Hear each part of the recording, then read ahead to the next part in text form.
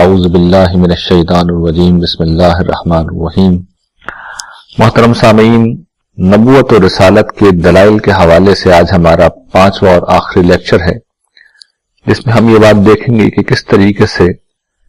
रसूलुल्लाह सल्लल्लाहु अलैहि वसल्लम की दावत हक और दावत इस्लाम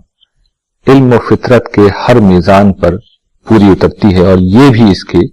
सच्चा होने, मिन जानिब अल्लाह होने का एक बय्यन सबूत है। लेकिन इससे पहले कि मैं आज के मौजू पर गुफ्तगू करूं, मैं चाहूंगा कि इस इख्तितामी लेक्चर में मैं पिछले दलाइल का, साबका दलाइल का खुलासा आपके सामने रख दूं। पहली दलील कुरान मजीद का वो मुआजिज़ा था जो आपके मुखातिब अहले अरब को दिया गया, मगर शेर व खिताबत के फन के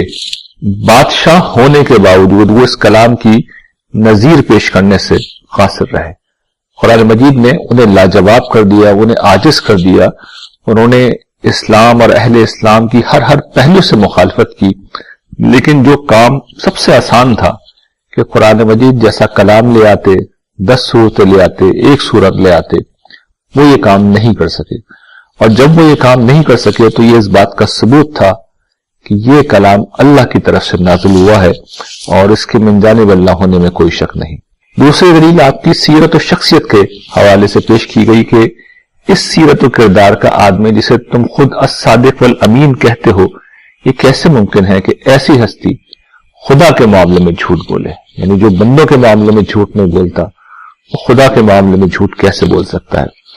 फिर आपकी शख्सियत का ये पहलू कि आप पेशे के एतबार से एक ताजिर थे और एक आला इंसान थे, लेकिन शेर व खिताबत का आपको कोई ज़ौक नहीं था। तो फिर सवाल ये है कि कुरान जैसा शाहपारा अदब आपने कैसे तख्लीक कर लिया। इसी तरीके से कुरान मजीद मज़हब की पूरी तारीख को ज़ेर बहस लाता है। तो सवाल ये है कि रसूलुल्लाह सल्लल्लाहु अलैहि वसल्लम की कौम तो उम्मी थी, वो तो मज़हब की तारीख से वाकिफ ही नहीं थे। उनके यहाँ ना किसी किताब का नुज़ूल हुआ था और ना कोई नबी उनके यहाँ आया था। तो हुजूर ये बातें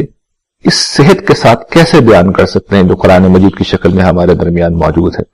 तो ये गोया कि आपकी सीरत थी, आपकी शख्सियत थी जो ये बता रही थी कि कुरान मजीद जैसा कलाम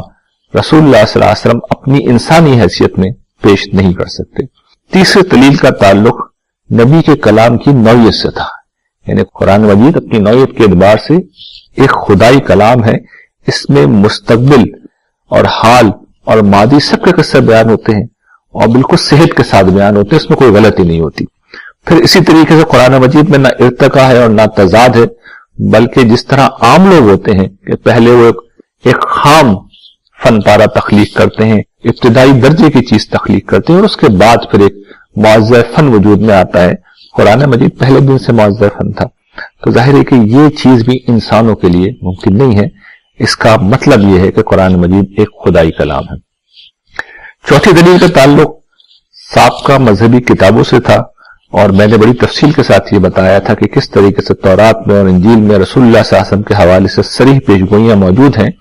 और रसूलुल्लाह सल्लल्लाहु अलैहि वसल्लम के सिवा कोई उनका मिस्दाक नहीं हो सकता। अब इसके बाद इंशाअल्लाह अज़ीज हम बाकी वक्त में ये देखेंगे कि रसूलुल्लाह सल्लल्लाहु अलैहि वसल्लम की दावत किस तरह अक्ल व फितरत के तमाम मेयारात के मुताबिक है, और ये इस बात का बय्यन सबूत है कि आपका कलाम, आपकी तालीमात, आपकी दावत आपकी नहीं है, बल्कि अल्लाह ताला जिस तरह हर दौर में नबियों को भेजते रहे, इसी तरीके से आपने आखिर जमाने में रसूलुल्लाह सल्लल्लाहु अलैहि वसल्लम को एक बहैसियत एक नबी के दुनिया की तरफ भेजा। देखिए, इस बात को बयान करने का एक तरीका तो यह है कि मैं इस्लाम की तालीमात का एक मुकम्मल तारुफ आपके सामने रखूं, लेकिन जाहिर है कि इसका ना वक्त है और ना मौका है। और वैसे भी इनमें से बेशतर चीजें वो हैं जिनको मैं अखलाकियात के कोर्स में बयान कर चुका हूं, तौहीद के कोर्स में बयान कर चुका हूं, आखिरत के कोर्स में बयान कर चुका हूं। चुनांचे मैं इसकी तफसील बयान नहीं करूंगा, बल्कि बहुत इख्तिसार के साथ इस तालीम का खुलासा आपके सामने रखूंगा और फिर मैं तकाबुल करके बताऊंगा कि किस तरीके से जो दीगर मज़ाहिब ये नुक्ता नजर पाए जाते हैं, इस्लाम की तालीमात किस एतबार से उनसे बढ़ता है और किस एतबार से ये ऐन फितरत है। देखिए, हम ये जानते हैं कि कुरान मजीद जो मंसूबा इलाही हमारे सामने रखता है, जो दावत हक हमारे सामने रखता है, बहुत सादा है। और वो इस हकीकत का बयान है कि इंसान इस दुनिया में इम्तिहान के लिए भेजे गए हैं, थोड़ी मुद्दत के लिए भेजे गए हैं, और फिर इस मुद्दत को यहां पर उन्होंने गुजार कर अपनी अबदी जिंदगी के लिए अल्लाह के हुजूर पेश होना है। ایک نئی دنیا قائم ہوگی اور اس نئی دنیا میں انسان ہمیشہ رہیں گے. وہاں یا تو جنت کی ابدی بادشاہی ہوگی یا جہنم کا ختم نہ ہونے والا عذاب ہوگا. اس بادشاہی میں جانے کا یا اس عذاب میں جانے کا فیصلہ انسان کے موجودہ دنیا میں اس کے رویے پر، اس کی روش پر اور اس کی اخلاقی اپروچ کے اوپر ہے. اگر اس کا رویہ خدا کی بندگی کا ہے، خدا کی عبادت کا ہے، جو اس نے سب کچھ انسان کو دے رکھا ہے،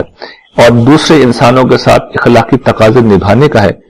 تو پھر جنت الفردوس میں وہ خدا کی رحمت کا حقدار ہوگا. اور اس کا رویہ اس کے برعکس رہا ہے،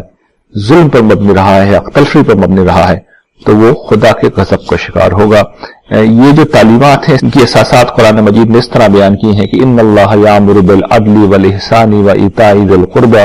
وینہی عن الفحشاء والمنکر والبغی، کہ اللہ تعالیٰ عدل کا حکم دیتے ہیں، احسان کا حکم دیتے ہیں، اپنے رشتہ داروں پر لوگ مال خرچ کریں اس چیز کا حکم دیتے ہیں، اور وہ بدکاری سے روکتے ہیں، وہ حق تلفی اور منکرات سے روکتے ہیں، اور وہ ظلم و زیادتی سے روکتے ہیں. تو یہ کتنی فطری اور نیچرل تعلیمات ہیں، دل کو چھو لینے والی تعلیمات. ظاہر اس کی تفصیل کا موقع نہیں ہے، میں عرض کر چکا ہوں کہ ان چیزوں کی تفصیل میں دیگر کورسز میں کر چکا ہوں، اس لیے بہت اختصار سے میں نے اسلامی تعلیم کا خلاصہ آپ کے سامنے کر دیا ہے. لیکن میں یہ ضرور چاہوں گا کہ کچھ تفصیل کے ساتھ اس تعلیم کا تقابل میں دیگر مذاہب کی تعلیمات سے کروں، اور یہ بتاؤں کہ دیگر مذاہب کی تعلیمات میں کیا مسائل ہیں اور اسلام کی تعلیمات ان مسائل سے کس طرح خالی ہے.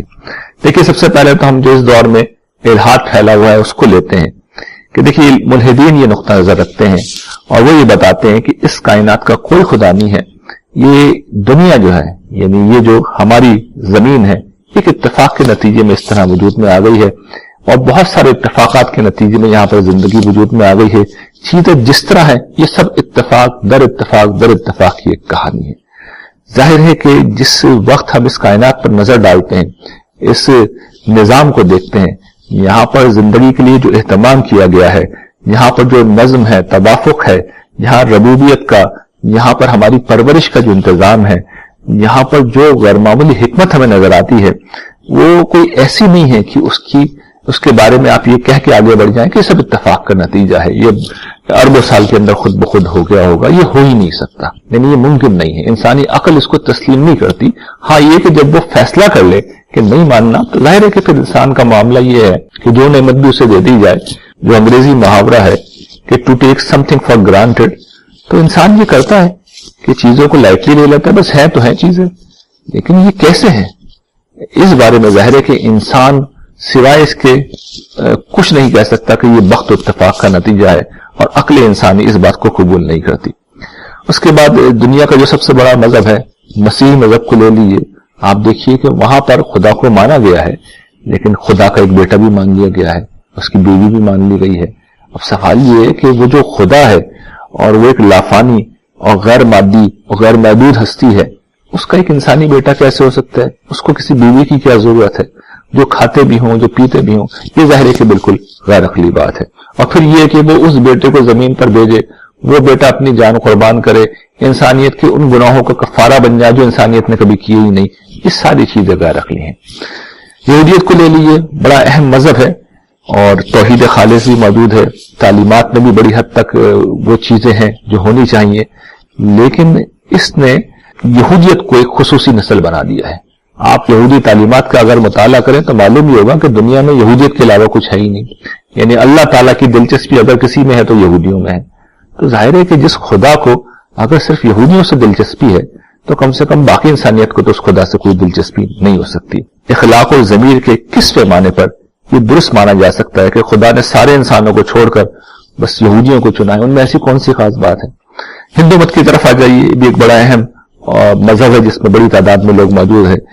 تو آپ یہ دیکھیں گے کہ لا تعداد دیوی ہیں، دیوتا ہیں،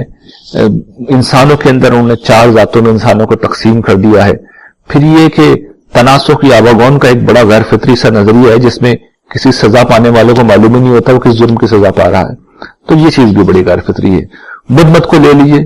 کہ اخلاقیات کا بڑا زبردست تصور ہے مگر خدا کا تصور ہے ہی نہیں، جو سب سے بڑا اخلاقی تقاضا ہے. پھر یہ کہ ترک دنیا کی طرف وہ لے کے جاتے ہیں. تو ظاہر ہے کہ یہ ساری چیزیں بڑی ہی غیر فطری ہیں، اور ان کے ساتھ ایک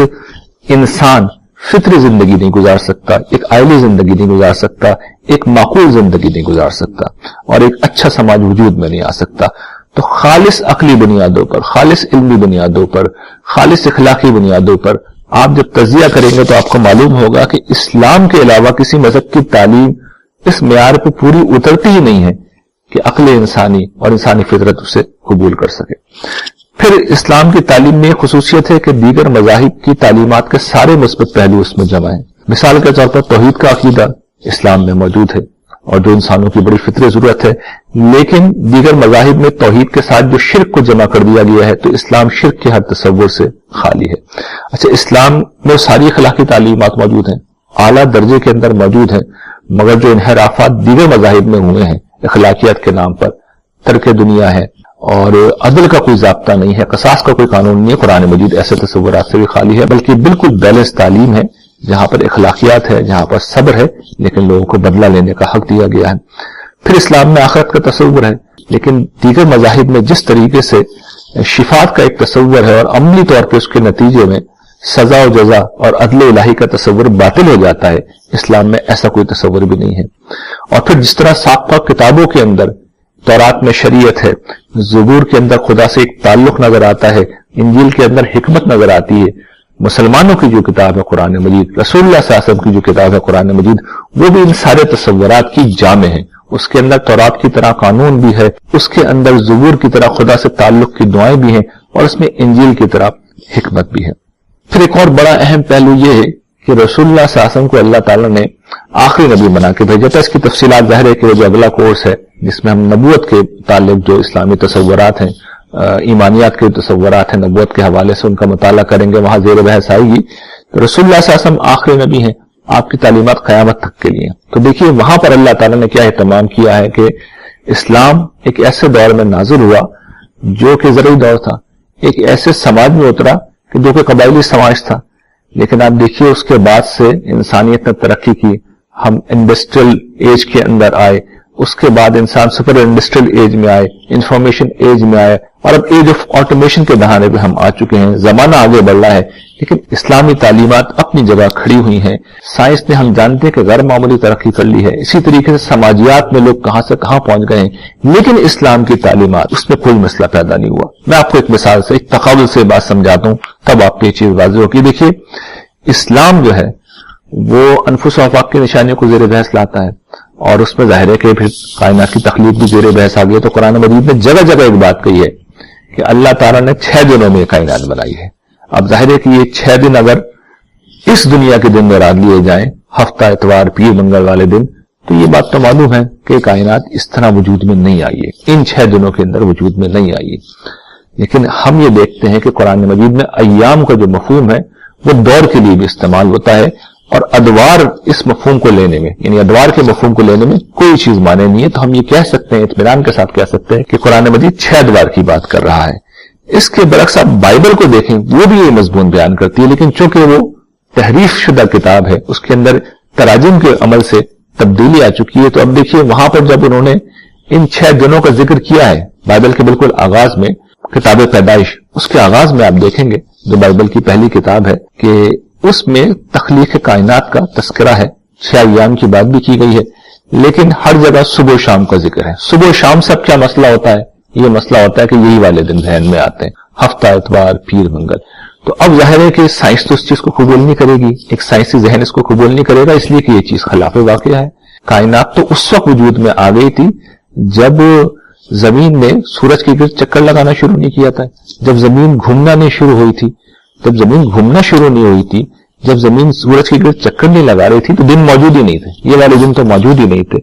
تو انسانی ذہن اس چیز کو قبول کبھی نہیں کرے گا، لیکن قرآن مجید کی بات کو آپ قبول کر سکتے ہیں کہ اس لیے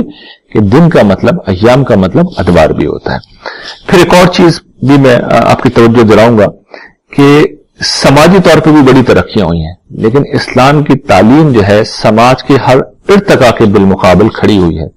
اور آج کے دن تک قابل عمل ہے۔ بلکہ ایک بڑا دلچسپ معاملہ جو میں آپ کے سامنے رکھنا چاہوں گا کہ مسلمانوں نے یہ کام کیا ہے کہ انہوں نے، ظاہر ہے کہ دین اسلام میں تحریف نہیں ہو سکتی، تبدیلی نہیں ہو سکتی، اس کی اصل تعلیم میں اضافہ ہو سکتا ہے، تو مسلمانوں نے کچھ اضافے کیے۔ کچھ قانون سازی کی اور انہوں نے اس کو رسول اللہ صلی اللہ علیہ وسلم کی طرف منسوب کر دیا، لیکن اصلاً وہ رسول اللہ صلی اللہ علیہ وسلم کی بات نہیں تھی، یعنی اس کو اسلام کے یا شریعت کے نام پہ پیش کیا جاتا تھا، لیکن وہ در حقیقت نہیں تھی۔ دور جدید میں ایسی چیزیں ناقابل قبول ہیں۔ میں آپ کو ایک مثال سے بتاتا ہوں۔ مثال کے طور پہ ہمارے جو فقہ ہے اس کے اندر ایک قانون ہے کہ حدود کے اندر عورتوں کی گواہی قبول نہیں ہوگی، یعنی اگر قتل کا کوئی واقعہ ہو، چوری کا کوئی واقعہ ہو تو خواتین کی گواہی بالکل قبول نہیں ہوگی۔ 1 2 3 4 گواہیوں کی بات نہیں کر رہا میں کہ 2 عورتوں کی گواہی چاہیے، 4 عورتوں کی گواہی چاہیے، گواہی بالکل قبول نہیں ہوگی، مردوں کی گواہی ہونی چاہیے۔ موجودہ دور میں یہ بات ناقابل تصور بھی ہے اور ناقابل قبول بھی، لیکن جب آپ اسلام کی اصل سورس کی طرف جاتے ہیں، قرآن کی طرف جاتے ہیں، سنت کی طرف جاتے ہیں، تو آپ دیکھتے ہیں کہ وہاں پہ ایسی کوئی چیز بیان ہی نہیں ہوئی ہے۔ یعنی اگر کوئی الزام آ بھی رہا ہے تو وہ اصل میں انسانی کام پہ آ رہا ہے، انسانی فہم پہ ہے، انسانی اشتہاد پہ جو بالکل خطا کر سکتا ہے۔ ایگریکلچرل ایج کے حساب سے یہ قانون چل گیا، اسی دور میں بنا تھا، لیکن ظاہر ہے کہ یہ اس انڈسٹریل ایج کے اندر، انفارمیشن ایج میں تو نہیں چل سکتا، اور ہمیں معلوم یہ ہوتا ہے کہ یہ قانون اسلام کا دیا ہوا ہی نہیں تھا۔ ایک اور بڑا اہم پہلو یہ تھا کہ قرآن مجید کی تعلیمات، اس کی حفاظت کا اہتمام کیا گیا ہے۔ اللہ تعالیٰ نے صاف قرآن مجید میں کہا ہے کہ اِنَّا نَحْنُ نَزَّلْنَا الذِّكْرَ وَإِنَّا لَهُ لَحَافِظُونَ، ہم نے اس قرآن کو نازل کیا ہے اور اس کی حفاظت ہم ہی کریں گے۔ تو ہم یہ دیکھتے ہیں کہ جس وقت قرآن نازل ہو رہا تھا مکی زندگی میں، مسلمان مظلوم تھے،